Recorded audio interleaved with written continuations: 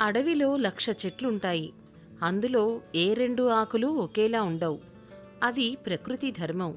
అయితే 2 జీవితాలు ఒకేలా ఎలా ఉంటాయి?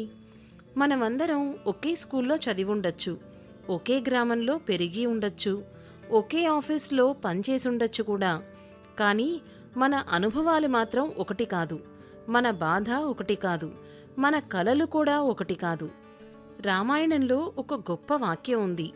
నీతో సమానం ఎవ్వరూ ఇంతకు ముందు లేరు, ఇప్పుడు కూడా లేరు, భవిష్యత్తులో ఉండరు అని. అంటే ఏంటి? మనలాంటి వ్యక్తి ఈ విశ్వంలో ఒక్కరే. అది మనమే. కానీ మనమేం చేస్తున్నాం? ఆమెతో పోల్చుకుంటున్నాం.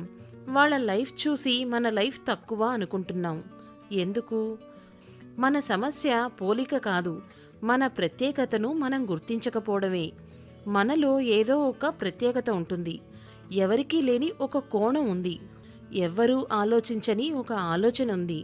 కానీ మనమే దాన్ని పట్టించుకోము. ఇతరుల దారిలో నడవడానికి ప్రయత్నిస్తాం.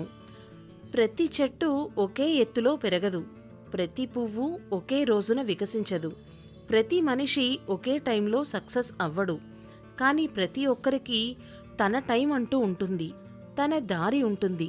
తన వెలుగు ఉంటుంది. అందుకే పోలికలు వదిలేయండి. అనుకరణ తగ్గించండి. మీ దారిని గౌరవించండి. ఈ ప్రపంచానికి మీలాంటి వ్యక్తి ఒక్కరే.